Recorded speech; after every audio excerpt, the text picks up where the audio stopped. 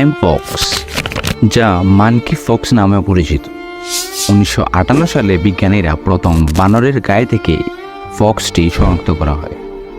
সম্প্রতি পশ্চিম আফ্রিকায় লোকদের মধ্যে দেখা যায়, কারণ তারা সংক্রামিত বানরের সাথে বেশি বন্ধুত্বসুলভ আচরণ অথবা বেশি ঘনিষ্ঠতা ছিল।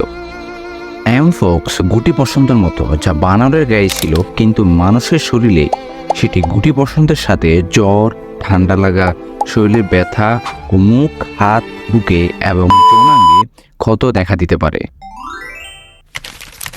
এটি বিশেষ করে ত্বক থেকে ত্বকের সংস্পর্শে আসার প্রবণতা বেশি হওয়াতেই এই রোগটি সংক্রামিত হয়।